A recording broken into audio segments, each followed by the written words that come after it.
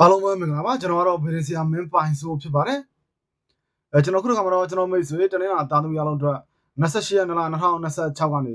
6ရက်3လ2026အတွင်းမှာကြုံတွေ့ရမယ့်တပတ်စာကံကြမ္မာဟောကိန်းကိုကဏ္ဍတစ်ခုစီတိုင်းကျွန်တော်အသေးစိတ်လေးဟောကြားပေးမှာဖြစ်ပါတယ်အဲ့တော့ကျွန်တော်မိတ်ဆွေတနင်္လာသားသမီးတွေပေါ့လေဒီတပတ်ကဏ္ဍကဘယ်လိုကံတရားလေးတွေကြုံတွေ့ရတတ်လဲပေါ့နော်အဲ့တော့အရင်ဆုံးဒီကဏ္ဍတွေကစောင်းမွေးဖြစ်တရားရှိတဲ့ညီငယ်ညီမငယ်လေးတွေရှိတော့ဦးစားပေးတဲ့အနေနဲ့ပညာရေးကိုအရင်ဆုံးဟောကြားပေးပါမယ်ဗျာနော်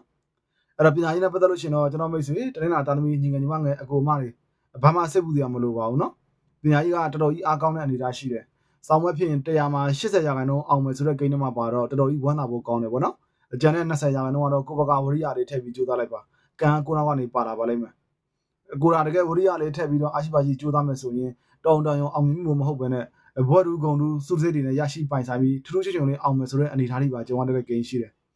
တချို့လေးတွေကံကောင်းတဲ့သူတွေဆိုရင်ဒီကနေ့မှာစောင်းမွေးတွေပါဖြစ်ရင်တော့ဥပမာပေါ့ဘာသာရေးပိုင်းဆိုင်ရာတွေဆိုရင်3ဘာသာတို့5ဘာသာတို့လောက်အထိပါတတ်တဲ့ကိန်းတွေဂုံတူတွေပါတတ်တဲ့ကိန်းတွေရှိတယ်လို့ခေါ်တာပေါ့ဗျာနော်အဲ့တော့ပညာရေးနဲ့ပတ်သက်ပြီးဘာမှစိတ်ပူစရာမရှိဘူးတခြားပေါက်အဆင်ပြေမယ်အောင်မယ်ပေါ့နော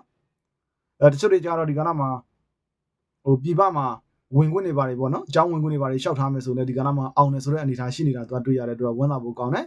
အဲ့ပြည်ပနိုင်ငံခြားပညာတော်သင်သွားတဲ့ကိန်းတွေမှာလည်းပါနေပါတယ်ဗျာနော်တော်တော်လေးအားကောင်းတာပေါ့အဲ့တော့ပြည်ပထွက်ချင်တဲ့သူတွေဒီကနေ့မှာအလုံးနဲ့ပတ်သက်ပြီးထွက်ချင်တဲ့သူတွေကြတော့အခက်ခဲမှုပင်ပန်းမှုတွေနဲ့အဆင်မပြေမှုတွေကြုံရတတ်တယ်ကိုယ့်ရဲ့ထွက်ချင်တဲ့ကိစ္စတွေကတစ်ဖက်မှာအဆင်ပြေတယ်ဆိုတော့တစ်ဖက်မှာမင်းအစိုးရတွေချမှတ်ထားတဲ့စီမင်းစည်းကမ်းဥပဒေတွေနဲ့သွားညှိဆုံးပြီးတော့ထွက်လို့မရတဲ့အနေအထားတွေသွားလို့မရတဲ့အနေအထားတွေကြုံရတတ်တယ်သို့တော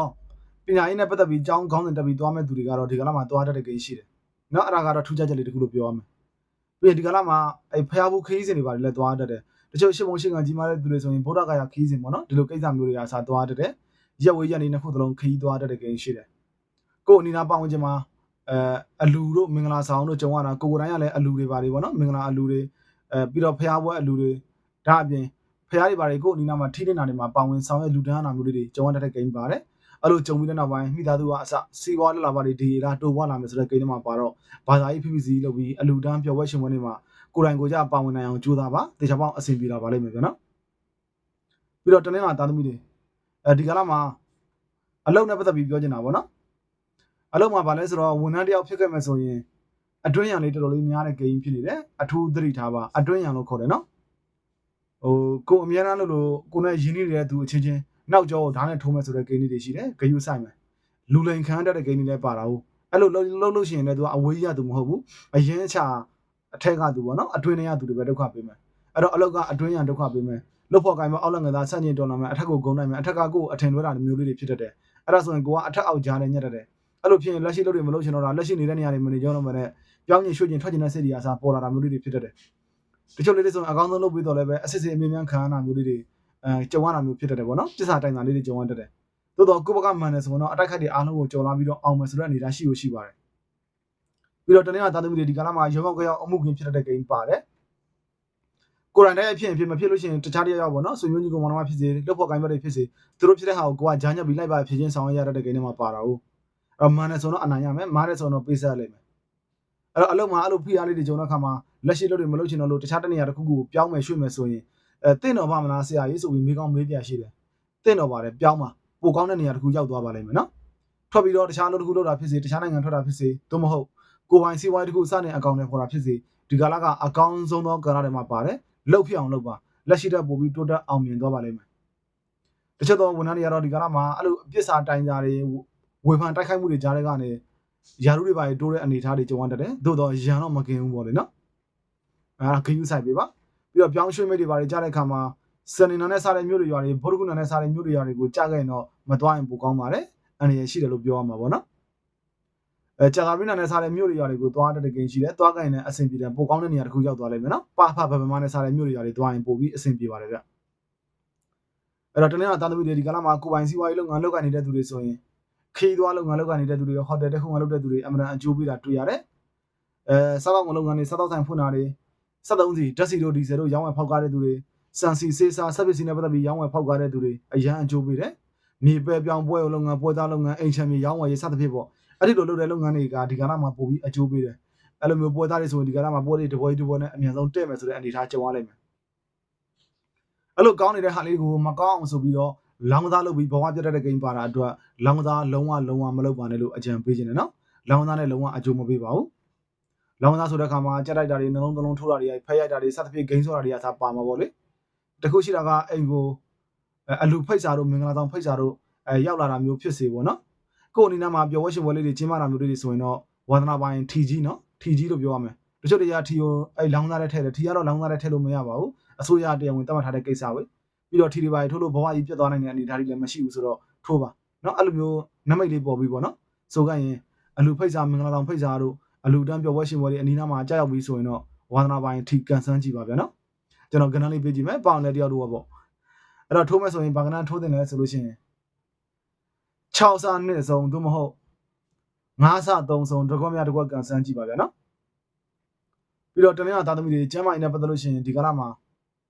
လေထိုးလေရောက်ဖြစ်ရင်တော်တော်လေးပြင်းထန်နိုင်မယ်အထူးသတိထားပါနော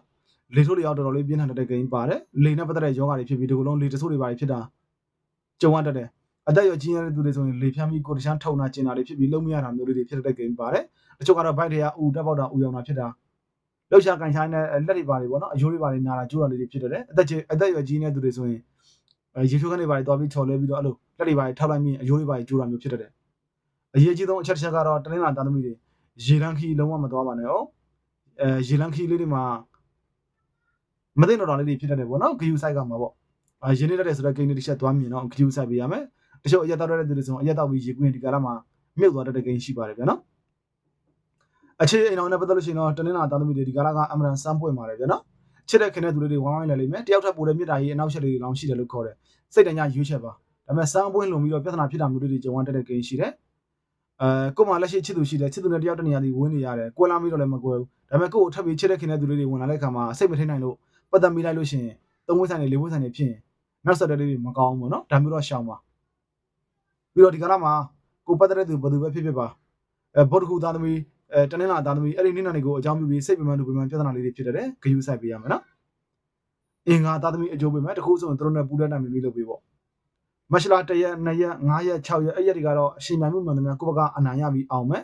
လုပ်ငန်းတစ်ဖက်ပညာတစ်ဖက်တွဲလုပ်နေတဲ့သူတွေဆိုရင်လက်ရှိအဆင့်နှံထန်နောက်တစ်ဆင့်တိုးတက်ပြီးမြင့်မားသွားမယ်ဆိုတဲ့အနေအထားလေးတွေရှိမယ်ငွေကြေးကိစ္စတွေစကားပြောဆိုပြီးအောင်မြင်မယ်မရွယ်ဘဲနဲ့ရုပ်ရည်အလူကြီးအတန်းကြီးဒါနတွေကောင်းမှုကုသိုလ်တွေပြုလုပ်ရတဲ့အနေအထားလေးတွေရှိမယ်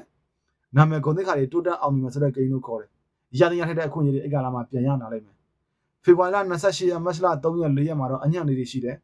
လူတွေပါတွေထွက်တတ်တဲ့ဂိမ်းရှိတယ်ရောက်ရတဲ့မိမရန်ဖြစ်ပြီးတော့အိမ်ဝါတယောက်ဆင်းသွားတာတို့တာသမီကိုစီကထွက်သွားတာတို့တချို့ကဆွေမျိုးသားချင်းတွေကလည်းနိုင်သတင်းစကားလေးတွေကြုံရကြားရတာတို့ဒါမျိုးလေးတွေဖြစ်တဲ့ဂိမ်းပါတဲ့အတွက်အထူးသတိထားပေးရမယ်နော်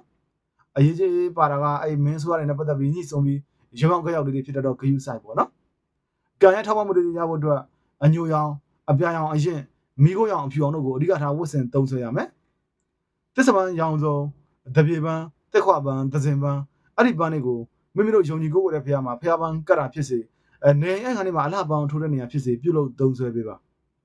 အဲ့တော့အညံ့နေကင်းပြီးကောင်းဆုံးချမ်းသာတွေရရှိအောင်ရရအနေနဲ့မလုပ်ရမလဲပေါ့နော်စာကလေးငယ်လေးတွေစားသုံးဖို့အတွက်